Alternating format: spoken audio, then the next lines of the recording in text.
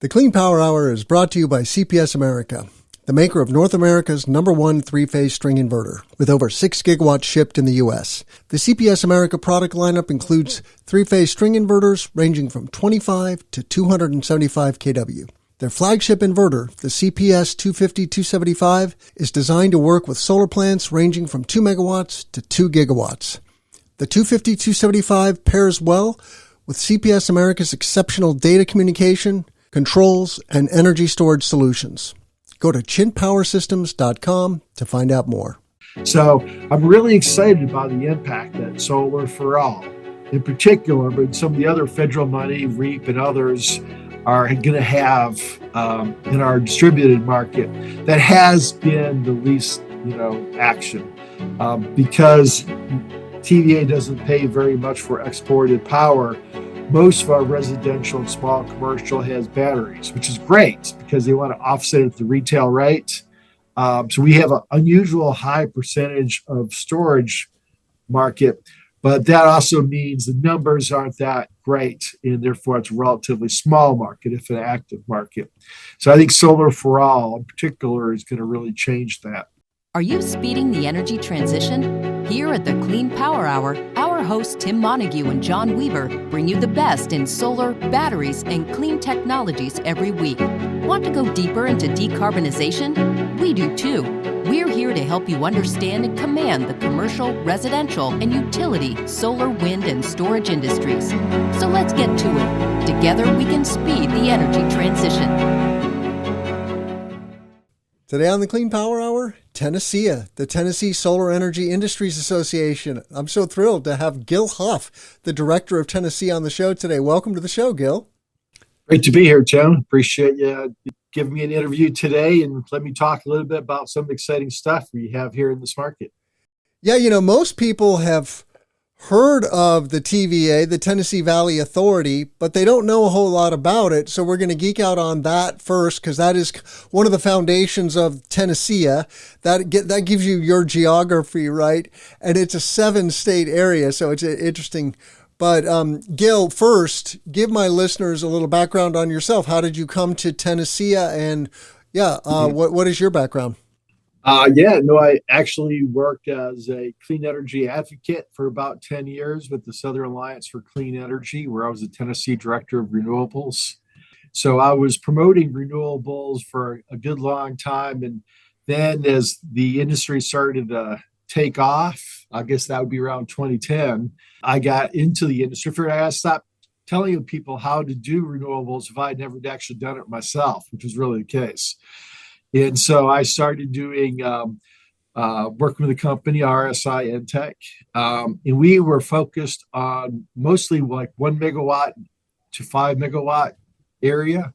Most of those projects are on restricted use property, Department of Energy. Had been cleaned up, but was never going to be residential. It was going to be a lot of times flat land with a fence around it. That was perfect to put solar project, but you couldn't do anything else there again.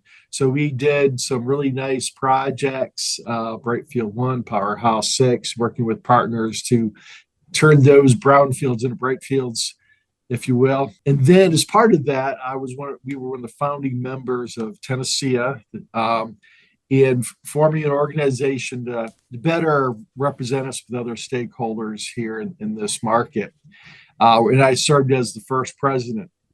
And then about 5-6 years ago, I became the executive director. So about 10 years in clean energy advocacy, 10 years doing mid-scale development, and now about 5 years serving as executive director for the Business Association for the solar and storage industry here in the Tennessee Valley.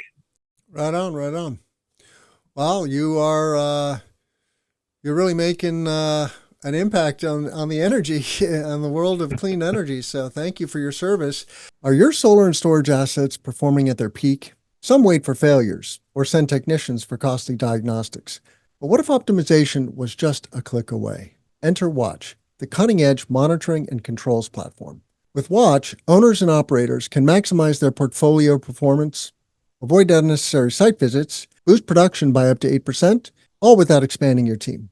Ready to supercharge your clean energy assets? Visit wattch.io and power up your efficiency today. So let's talk about the TVA. And most people, I think, are aware of, for example, Oak Ridge National Laboratory, where so much foundational work was done on the nuclear program. But the TVA predates that. So give us just a very Cliff Notes version of the history of the TVA. What is it and who does it serve?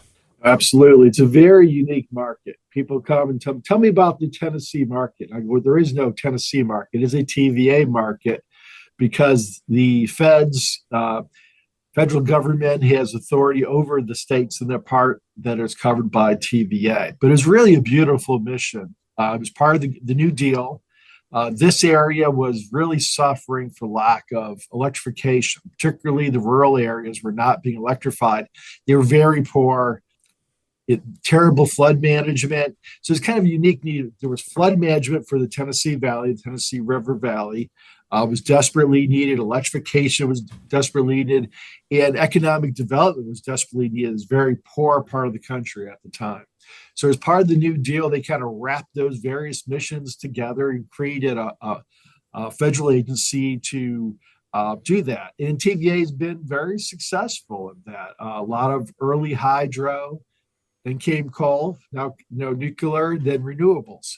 But they do economic development, which is very different. I mean, compared to many other utilities, it is a key theme of theirs. So when Ford was looking to build their new EV truck factory here, it was a TVA site that they were used to bring that in. They're very involved in economic development. They have... You said Ford. Oh, no, Ford. Okay, I misheard you. Yes. Got it. The Blue Oval facility in West Tennessee is one of the hugest brand new EV manufacturing. It's still being built, but it is. That's where they make the Lightning? It's actually the post-Lightning vehicle. They don't make anything there now. It's going to be their next evolutionary vehicle. I'm thinking they've got a name. They're going to probably call it the Lightning 2, but they're just calling it their next-gen vehicle. Got it. So the TVA, though, as far as energy goes, it started with hydro, is that right? Or was it coal, or what were the first power plants? A lot of hydro, yeah. Particularly around some fertilizer plants that they were doing and around as part of their mission. But yes, they electrified a lot of early stuff with hydro. People often here still think that TVA is majority hydro. It's not. It's depending on how much it rains, which is it's a big deal here, how much it rains, because that means how much hydro you have. It's usually somewhere between 6% in a dry year and 10% in a wet year of power comes from hydro. And they do have a large number of dams throughout the valley. But then there was a lot of coal got built. We have a lot of old coal. All are set to be retired by 2035. They're very terribly inefficient old plants. So TVA is more than happy to retire them because they're very expensive. They've helped cause a few blackouts here because of maintenance issues. They're not exactly cutting edge technology. Then they have then they came out with a lot of nuclear. More recently, a fair bit of natural gas. And in the last 5 years, they've been getting more and more aggressive with solar and storage. And it's a bit of a booming market here in a couple different directions as TVA really starts adopting more. They have some pretty strong zero carbon aspirations by 2050. I'm on the TVA IRP working group that is helping add the kind of details of how we're going to get there.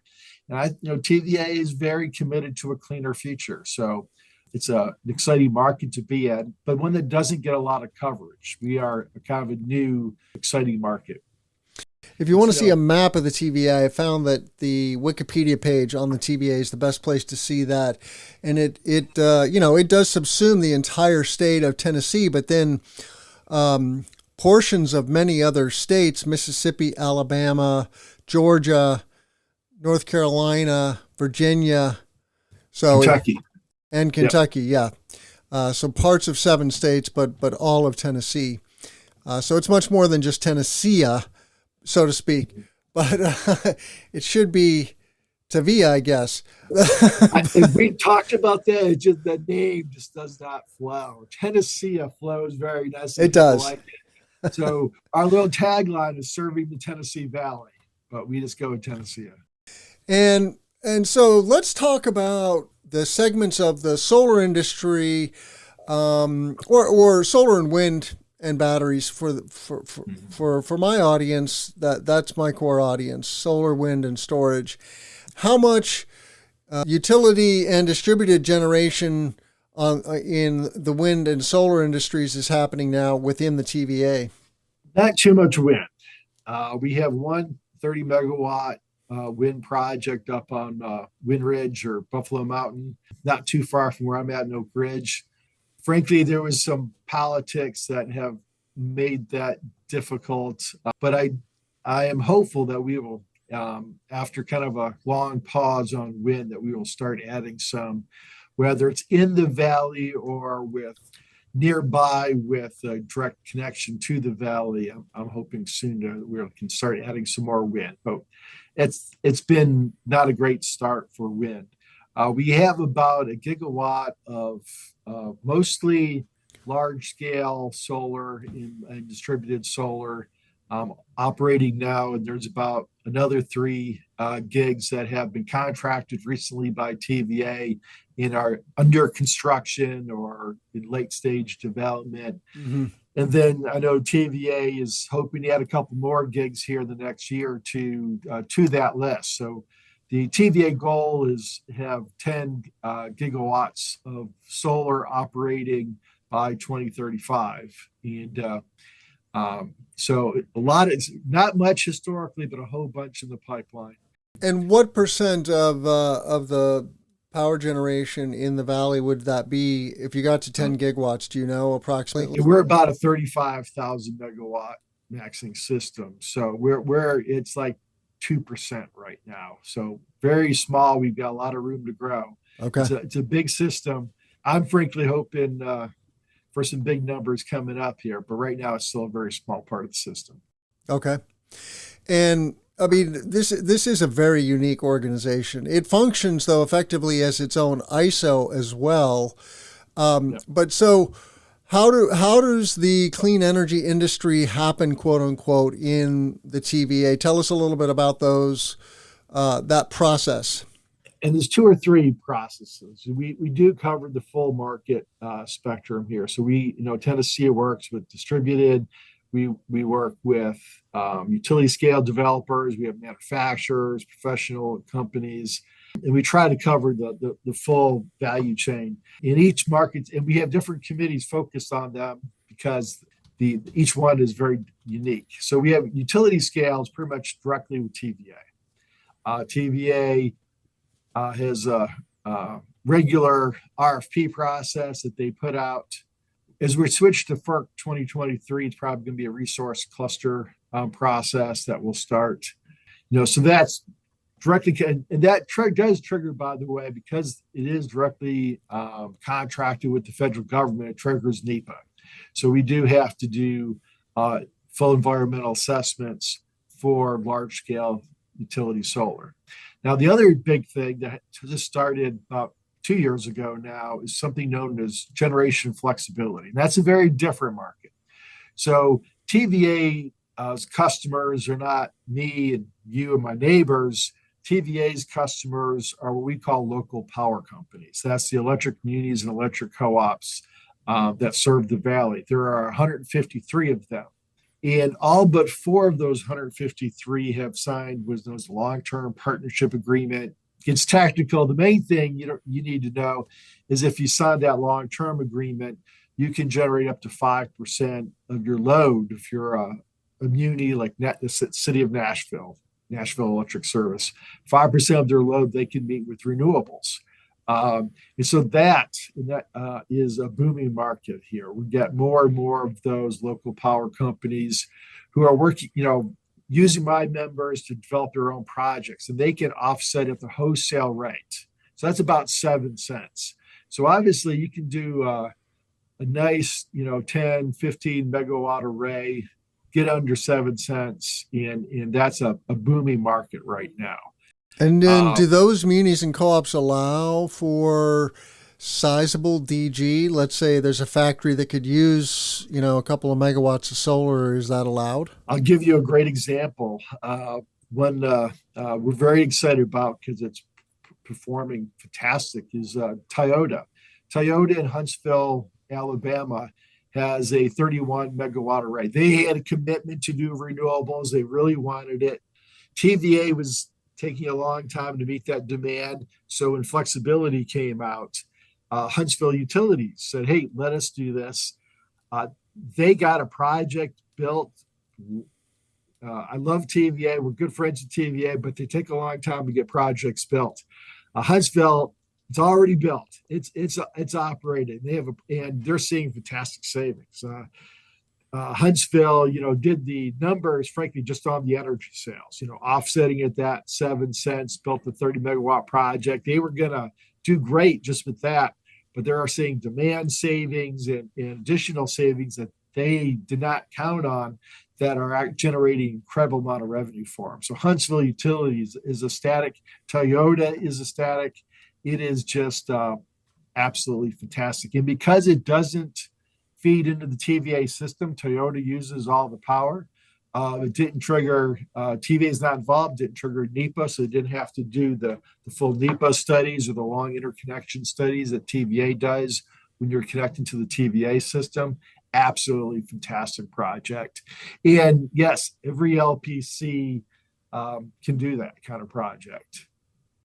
So if I was to visit with solar EPCs within the TVA territory, they would generally be upbeat about DG solar? Large DG. Large DG. Gotcha. Yes. Now, if you can work with the local power, if you're in a partnership with the muni and the co-op, and they're seeing great savings. They love the program. They're actually, our co-ops and munis, because they can directly benefit with this program, are pretty positive about solar and storage. And so there's lots of opportunities there. Now, our distributed market is our hardest market. I will not tell a lie. Great stuff happening utility scale, great stuff happening mid scale. The smaller stuff is a little harder.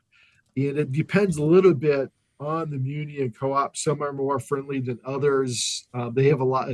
TVA doesn't really anymore deal with the little stuff. It's up to the co-ops and the communities, and a lot of them don't have any programs or ease. A couple do that they make it easier for you, but our residential and small commercial market is not booming.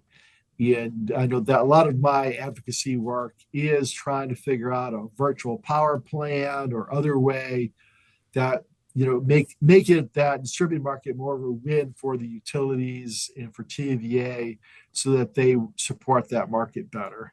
But that's sure. I don't have such good news on small distributed. The Clean Power Hour is brought to you by CPS America, the maker of North America's #1 three-phase string inverter, with over 6 gigawatts shipped in the U.S. The CPS America product lineup includes three-phase string inverters ranging from 25 to 275 kW. Their flagship inverter, the CPS 250-275, is designed to work with solar plants ranging from 2 megawatts to 2 gigawatts. The 250-275 pairs well with CPS America's exceptional data communication, controls, and energy storage solutions. Go to chintpowersystems.com to find out more. Gotcha. And you have an upcoming conference, so we should probably talk about that. And for our listeners, that event is November 20th and 21st in Huntsville, Alabama. We'll have a link to the conference landing page in the show notes. But tell us about the conference and what people who attend could look forward to. Yeah, no, people really enjoy our conference, and partly it's because we're very narrow in our focus. So if you're interested in the TVA market, which again includes a big chunk of Mississippi, Alabama, and Kentucky, in addition to all of Tennessee, or all but one county of Tennessee, It's really a partnership with TVA. I have to say they really engage with us. They're a terawatt sponsor. I just finished up an hour-long call going over all their speakers. They turn out in force. It's not always easy getting FaceTime with TVA staff, but they all come out to our conference, and they're on. I don't know how I got probably at least 30 speakers from TVA going into all their programs, and because the federal government has authority over the state. The state just deals with local siting and taxation issues. Everything else is set by TVA. The market is set by TVA. We're able to really get it. So with like flexibility that I was talking about, we have multiple panels with, both the local power company execs and with TVA staff, the nitty gritty. Our Solar for All winners, we're very excited by Solar for All. And we have multiple awardees covering this market. So they're all going to be there. They're all going to be talking about their program. And, in addition to saying, here's where to apply, we're getting some of the regulatory and detailed issues because we're being very specific to this market. So it is a deep dive. People are used to going to conferences and hearing some sales pitches from members. Hey, this is why you should work with us. I don't allow I allow very short sales pitches by my members. We try to build the market. What are the key topical conversations that we really need to be having? We have TVA staff in the room who are running these programs. We have the munis and co-ops in the room who are a lot of times the leaders in this market on these programs. What are the key conversations we want to be having? And we try to move it forward. We have the folks doing the transition to FERC 2023. We got the folks doing the new transmission planning and stakeholder processes. What do they need to hear from the solar and storage industry? And what do we need to hear from them? What can we do better? So it's a very focused conference, but if you want to deep dive into everything happening on the solar and storage market, then I think it's a fantastic conference for that.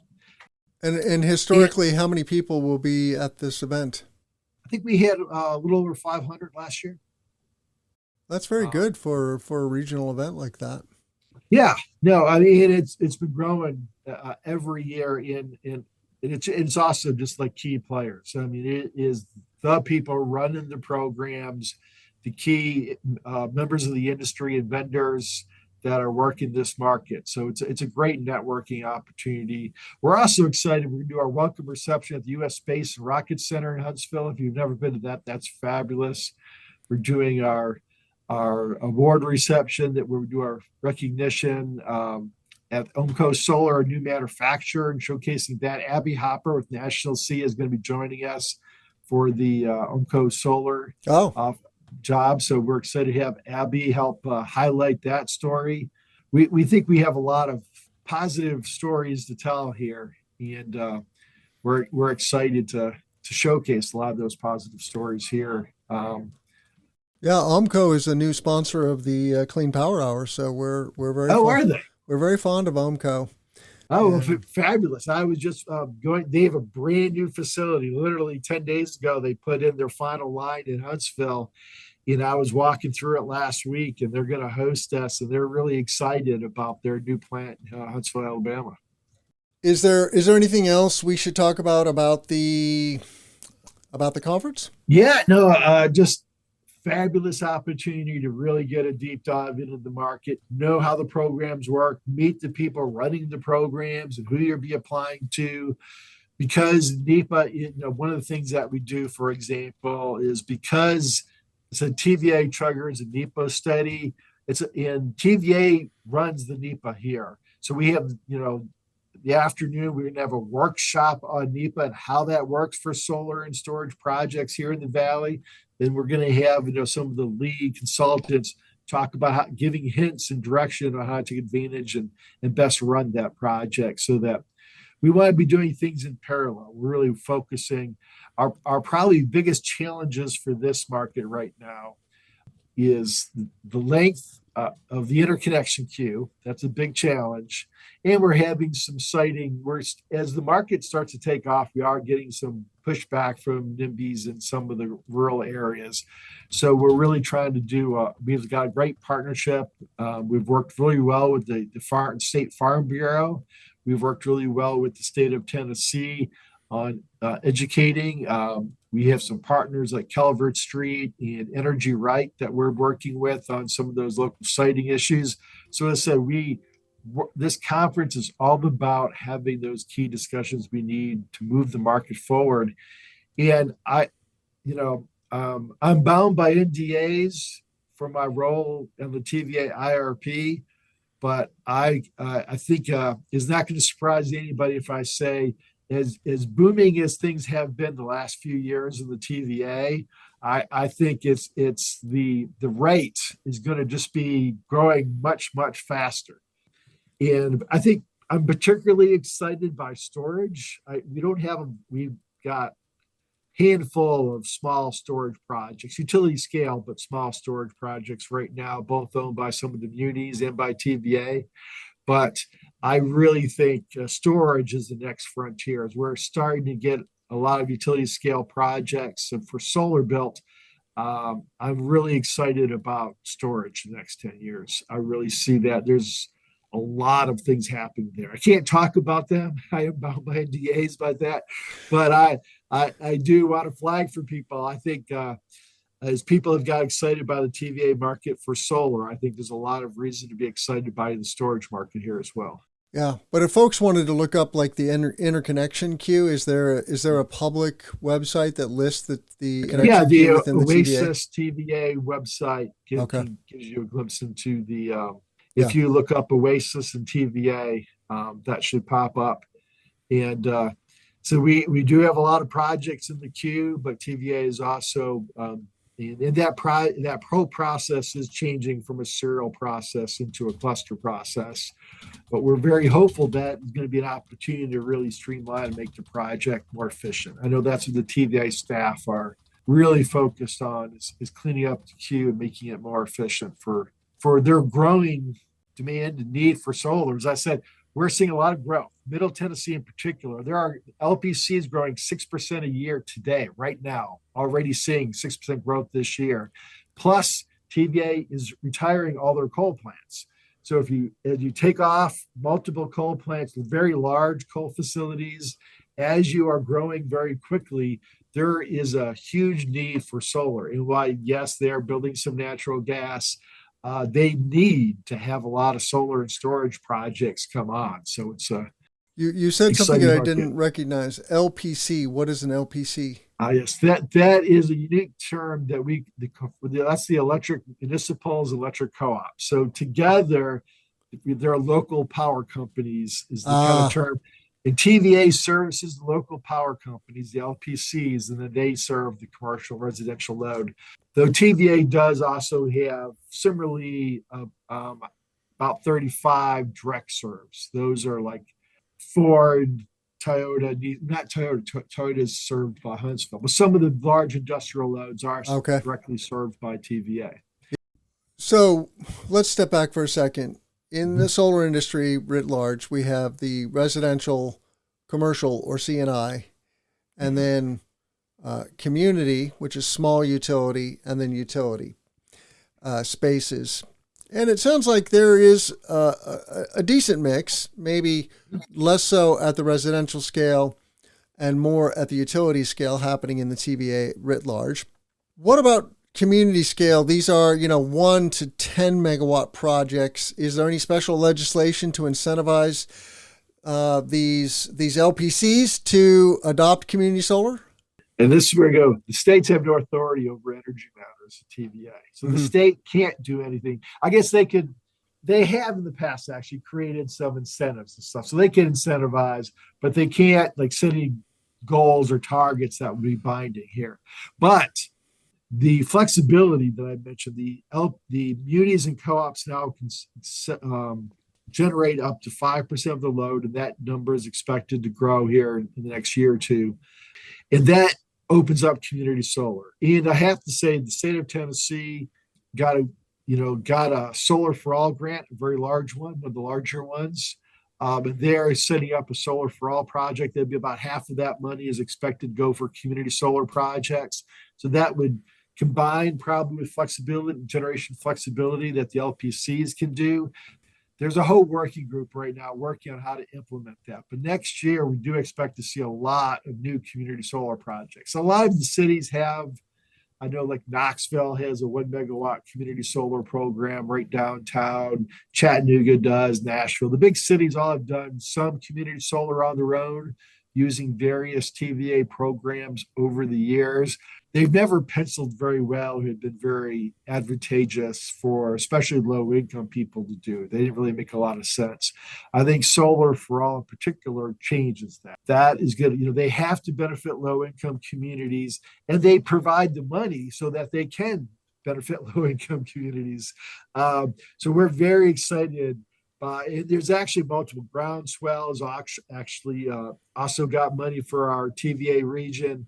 The Texas Clean Energy Fund has money for our region. So one of the things our conference is doing is we're getting the various award winners. So if you're interested in doing Solar for All, but not sure of all the different processes, now they're being worked out right now. I mean, the state of Tennessee is hiring 3 people right now to run that program. But there is a lot of money coming. It won't come till next year. The formats and applications won't be finalized, but you'll have at the conference, we're going to be able to showcase a lot of that new community focus. And that is also multifamily housing and low income homes as well. So I'm really excited about the impact that Solar for All in particular, but some of the other federal money, REAP and others are going to have in our distributed market that has been the least, action because TVA doesn't pay very much for exported power. Most of our residential and small commercial has batteries, which is great because they want to offset at the retail rate. So we have an unusual high percentage of storage market, but that also means the numbers aren't that great, and therefore it's a relatively small market, if an active market. So I think Solar for All in particular is going to really change that. And we're excited by multiple winners covering our market.